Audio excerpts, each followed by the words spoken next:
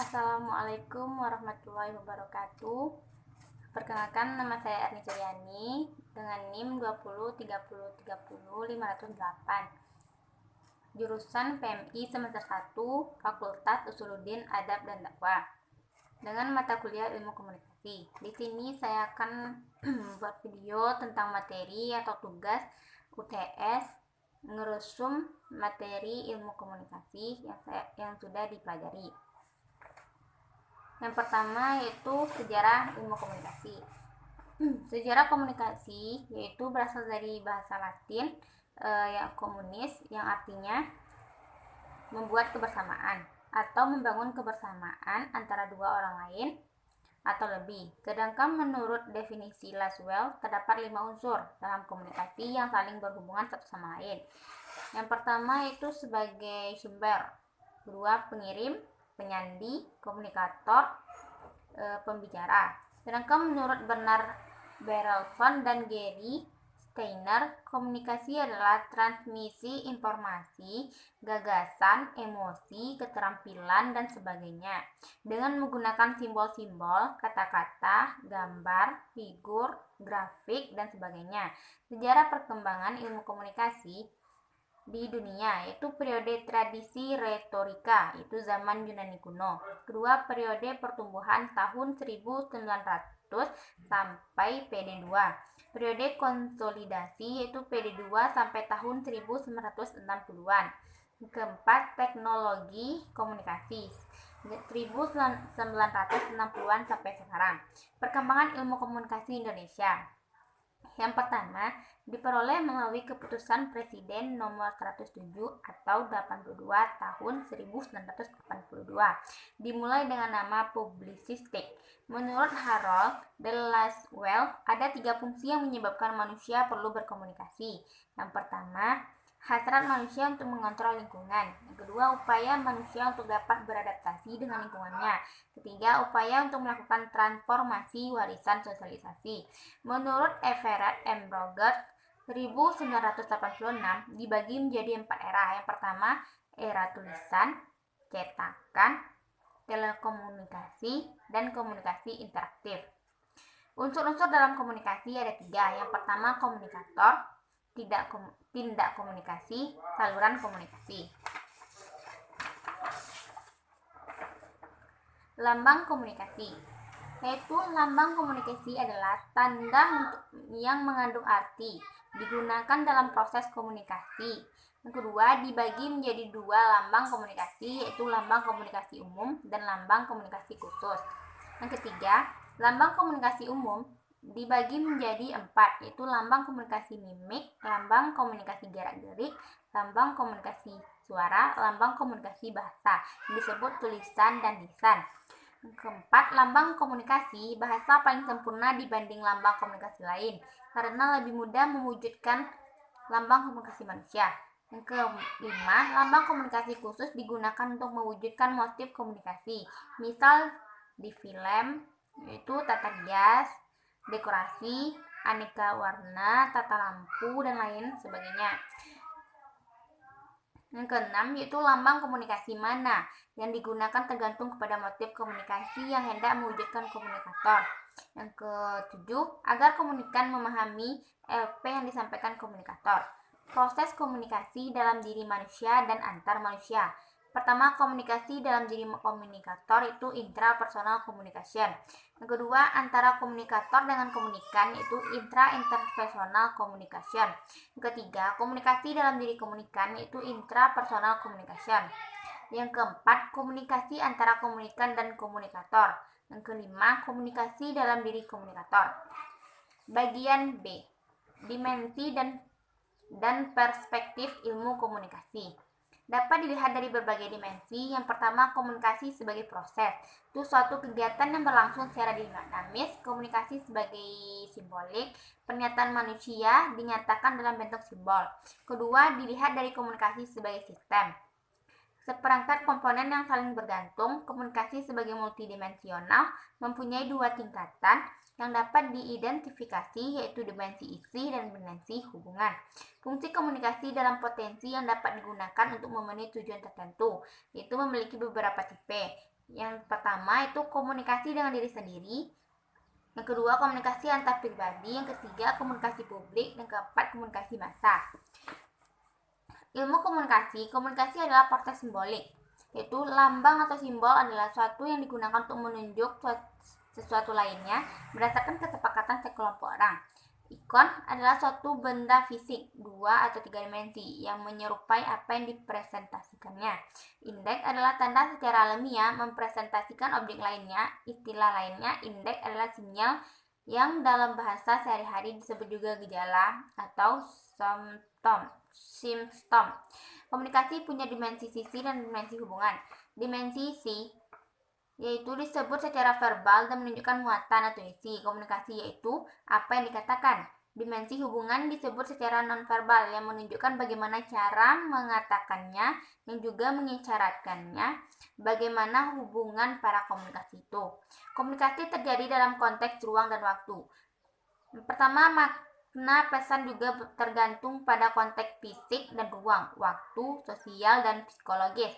Kedua, kunjungan seseorang mahasiswa kepada teman kuliahnya yang wanita pada malam minggu akan dimaknai lain dibandingkan dengan kedatangan pada malam biasa.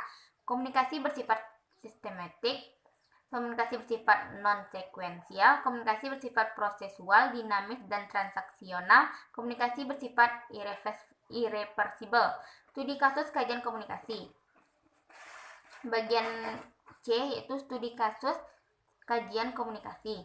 Itu analisa kasus, ada banyak faktor yang melatar belakangi kesalahan dalam berkomunikasi, baik mengemukakan pendapat maupun menerima pendapat. Pertama, perbedaan pendirian dan perasaan antara individu. Setiap orang memiliki pendirian dan perasaan yang berbeda-beda. Kedua, perbedaan latar belakang setiap individu berbeda-beda. Ada yang hidup dalam keluarga miskin maupun kaya, ada yang hidup dalam keluarga yang berpendidikan, dan lain sebagainya.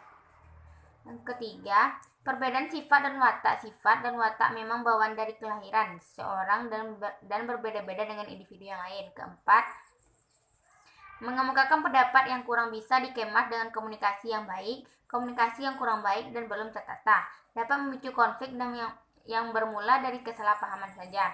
Kelima, menanggapi tanggapan yang disertai emosi atau kontrol emosi yang kurang baik. Kontrol emosi sangat penting dalam musyawarah, apalagi dalam menghadapi banyak orang.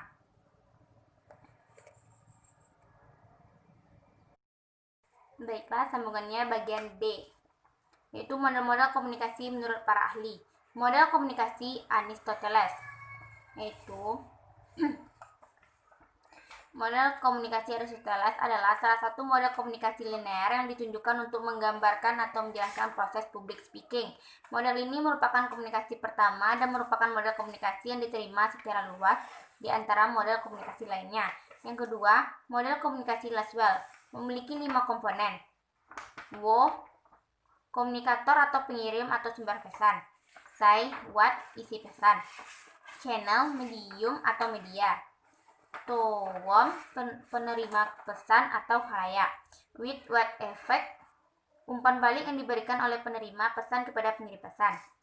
3. Model komunikasi Shannon dan Weaver. Model ini menitikberatkan pada proses encoding dan decoding yang terjadi sebelum pengirim pesan dan sebelum penerima pesan. Terdapat juga komponen yaitu sender, message, channel, dan receiver, di mana masing-masing komponen dipengaruhi oleh beberapa faktor. Model komunikasi Berlow memiliki beberapa karakteristik, fokus pada proses encoding dan decoding. Komponen komunikasi dipengaruhi oleh beberapa faktor, tidak adanya konsep umpan balik, efek komunikasi tidak dapat diketahui, komunikasi berlangsung satu arah.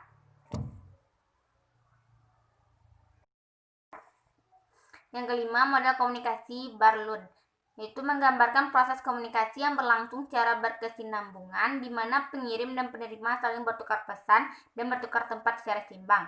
Keenam, model komunikasi Osgood dan Kamm terdapat dalam komponen dalam proses komunikasi. Yang pertama, sender, orang yang mengirim pesan. Kedua, encoder, orang yang mengubah pesan ke dalam bentuk kode. Ketiga, decoder, orang yang mendapatkan pesan yang telah di-encode dan telah dikirim oleh encoder dengan dan mengubahnya ke dalam bahasa yang dapat dimengerti oleh orang lain. Interpreter, orang yang mencoba untuk memahami dan menganalisa pesan.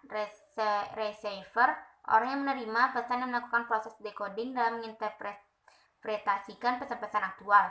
Message, data yang dikirimkan oleh pengirim pesan dan informasi yang diterima oleh penerima pesan. Feedback, itu proses merespon pesan yang diterima oleh penerima pesan. Medium, media, atau saluran yang digunakan oleh pengirim atau pesan untuk mengirim pesan. Noise, gangguan yang terjadi selama proses komunikasi berlangsung, penerima pesan. Pemahaman dan fungsi model. Fungsinya untuk menerangkan potensi-potensi tertentu yang berkaitan dengan beragam aspek dari suatu proses. Model adalah cara untuk menunjukkan sebuah objek yang mengandung kompleksitas proses di dalamnya dan hubungan antara unsur-unsur pendukungnya. Fungsi model komunikasi yaitu melukiskan proses komunikasi, menunjukkan hubungan visual, membantu dalam menemukan dan memperbaiki kemacetan komunikasi. Bagian E. Model dalam teori komunikasi. Pertama, model komunikasi linear. Itu model komunikasi yang sangat sederhana dan menggambarkan komunikasi berlangsung secara satu arah. Kedua, model komunikasi transaksional. Itu model komunikasi ini menekankan pada pentingnya peran pengirim pesan dan penerima pesan dalam proses komunikasi yang berlangsung dua arah, mengkaitkan komunikasi dengan konteks sosial, konteks hubungan, dan konteks budaya. Model komunikasi interaksi. Itu model komunikasi yang menggambarkan komunikasi berlangsung dua arah, merujuk pada model komunikasi interaksi adalah model Osgood dan Crum. Bagian F. Persepsi sebagai inti komunikasi. Persepsi terhadap objek atau lingkungan fisik. Ciri-cirinya, yang dipersepsi adalah benda. Rangsangan ditangkap oleh alat indera melalui benda-benda fisik, misalnya gelombang cahaya, gelombang suara. Yang dilihat hanya sifat luar dari objek. Objek tidak beraksi kepada kita dan kita juga tidak memberikan reaksi emosional kepada objek tersebut. Objek relatif atau tetap. B. Persepsi terhadap manusia. Persepsi sosial. Ciri-ciri yang dipersepsi adalah manusia. Rangsangan disampaikan melalui lambang verbal dan non-verbal, menanggapi sifat luar dan dalam, perasaan, motif, harapan, dan lain-lain. Bersifat dinamis, selalu berubah-ubah. Ketiga, persepsi dan budaya. 6 unsur budaya menurut Larry Asamovar dan Richard L. Forster. Kepercayaan, nilai, sikap, pandangan hidup, organisasi sosial, tabiat manusia, orientasi kegiatan, persepsi tentang diri dan orang lain. Kekeliruan dan kegagalan dalam persepsi, kesalahan atribusi, efek halo, stereotip, prasangka, gegar budaya. Sekian materi yang sudah saya resum. Kalau ada salah, saya mohon maaf, Bu.